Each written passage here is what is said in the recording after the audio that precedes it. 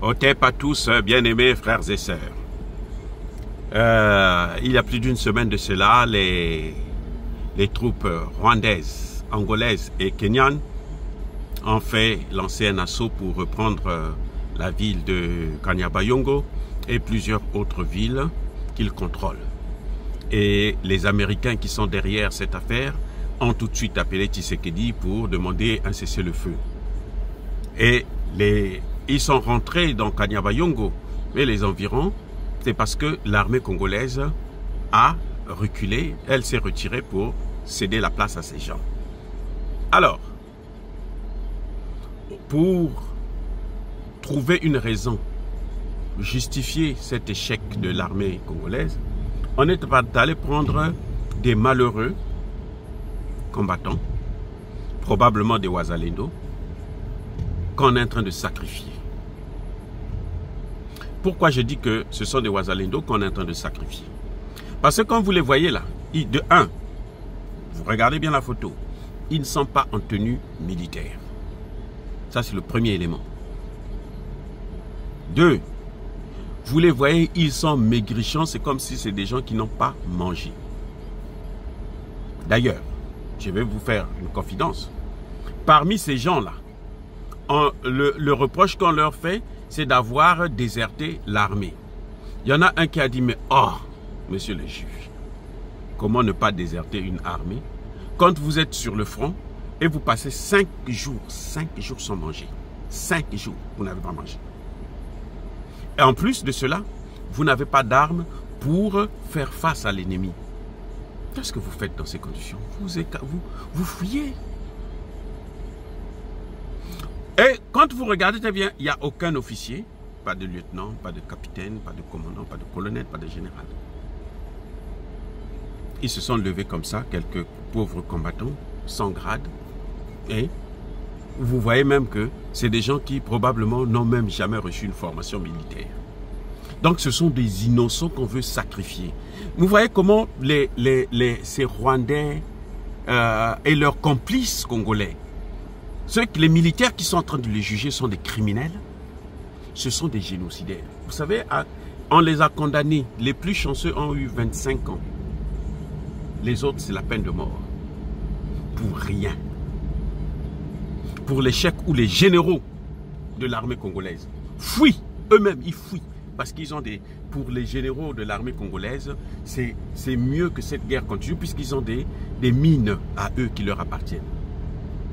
Ce qu'ils oublient, c'est que lorsque les Rwandais vont prendre la terre, ce n'est pas les Rwandais qui vont garder ça, ne vous leurrez pas. Et que les Rwandais qui croient que eux ils vont garder ça là, ils se trompent.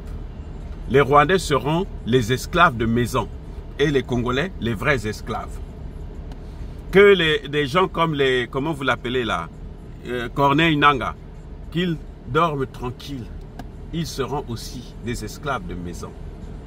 Sinon pire, ils vont être liquidés. Et les mines là, vous croyez que les blancs là vont vous laisser avec ça? Mais les généraux en question, ils sont trop bêtes. Des gens qui prennent même l'argent des dirigeants, nos dirigeants dans leur compte. Les dirigeants africains là, c'est des gens qui sont malheureux, qui pleurent dans le silence. Parce que eux là, leur argent là, les occidentaux là sont en train de prendre ça, ils se servent de ça.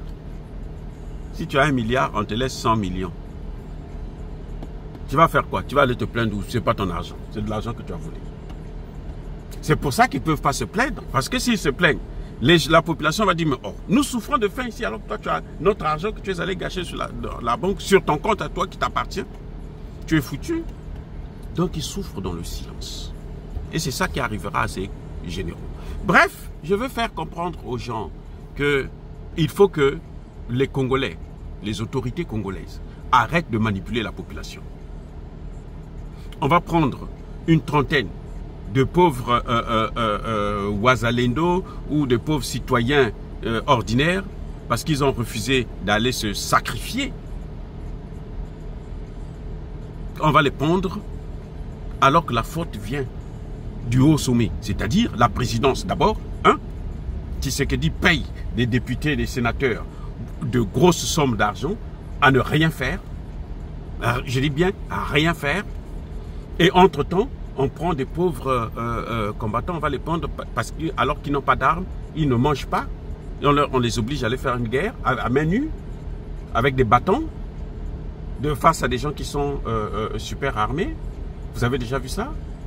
Non, il faut que ça s'arrête. Il faut que ça s'arrête. Je crois que ça dit qu'on ne peut pas concevoir qu'on puisse prendre une trentaine de soldats et ils n'ont pas de supérieur.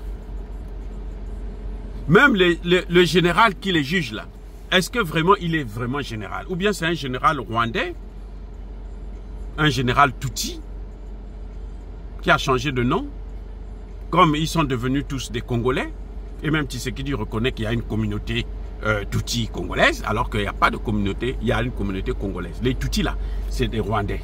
Ils n'ont qu'à repartir au Rwanda. Vous voyez, bien aimés frères et sœurs, c'est triste de parler de ces choses-là. Je crois que les gens doivent prendre leurs responsabilités pour arrêter de manipuler la population et surtout de sacrifier des pauvres innocents pour leur propre faute. Si Tshisekedi prenait l'argent des députés là, même pour un mois, on dit pendant un mois on ne vous donne pas l'argent, on va acheter des armes avec, je suis sûr que les députés sérieux ne seront pas mécontents, ne feront pas la guerre pour ça. Et la population sera au contraire très contente. Si Tshisekedi saisit la main que lui offre la Russie, je crois que il n'y aurait plus de déserteurs. Il y a des déserteurs parce qu'on ne voit pas l'avenir. Mais quand vous perdez la guerre, les militaires vont toujours fuir. Mais c'est comme ça que ça se passe en Ukraine. On les massacre tellement que les jeunes, il y en a qui préfèrent se pendre eux-mêmes, sauter par des fenêtres et tout, machin, tout ça là, même s'ils sont au 4e étage, parce qu'ils ne veulent pas aller à la guerre, puisqu'ils savent que là-bas c'est fini. Non, ils préfèrent s'envoyer eux-mêmes au repos éternel. Donc arrêtons de manipuler la population pour la responsabilité qui incombe à un gouvernement incompétent. Un gouvernement incapable, faible, incapable de prendre la décision. Si Tshisekedi n'avait pas d'alternative, personne ne pourrait le condamner. À l'impossible, nul n'est tenu. Mais Tshisekedi a une alternative. Mais essayons cette alternative. Juste essayons. Au lieu de courir, de parcourir le monde entier pour solliciter, pour s'agenouiller devant les Américains, afin que les Américains puissent sanctionner la RDC. Quand les Américains disent, bon, nous on condamne, Tshisekedi, le jour-là, il vient sur vous. Vous voyez, les Américains ont condamné. Imbécile, ça veut dire quoi ça? On s'en fout de ça. Ce qui nous importe aujourd'hui, nous voulons, même pas qu'il y ait des sanctions, nous voulons que Tshisekedi aille signer des accords avec la Russie et on fait cette guerre. Parce qu'il faut arrêter avec cette guerre, il faut en finir avec le Rwanda pour que plus jamais un pays puisse quitter là-bas, l'Angola, ou l'Ouganda, le Kenya, puisse rentrer au Congo pour venir faire la pagaille. Parce que le Congo là, c'est l'avenir de tout un continent qui est en train de se jouer là. Ceux qui n'ont pas encore compris ça, les Congolais qui sont fiers là, nous on est des Congolais, qu'ils sachent, ce n'est pas un problème de Congolais, c'est un problème du continent africain. Ce qui est en train de se passer en RDC, c'est un problème du continent africain. Et nous avons l'obligation, tous, de prendre nos responsabilités. Et c'est ce que moi je fais, en ce moment. Oh, dire cela, c'est inciter à la haine ou à la violence. Non. Yaba, colère, via mané. Encore une fois de plus, bien aimés frères et sœurs, je persiste et je signe. Soyez bénis, soyez abondamment bénis par le Dieu des Kémites et par nos ancêtres génisés. Rappelez-vous d'une chose. C'est l'OTAN qui ne veut pas la paix en Ukraine. Au moment où nous parlons, il y a un sommet de l'OTAN à Washington. Ils ne veulent pas la paix, ils veulent la guerre. Pourquoi en RDC, on va nous interdire de faire la guerre? C'est Tshisekedi qui ne veut pas faire la guerre, parce que Tshisekedi sait que s'il fait la guerre, s'il achète des armes, s'il signe des accords avec la Russie, les Américains vont exploser, sortir tous ces dossiers macabres. Et il a peur de ça. Aucun de ces pasteurs ne le lui dira, parce que ces pasteurs-là, ce qu'ils cherchent là, c'est l'argent.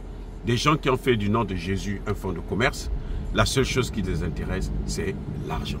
Encore une fois de plus, les amis, soyez bénis. Je persiste et je signe. J'ai dit et j'assume.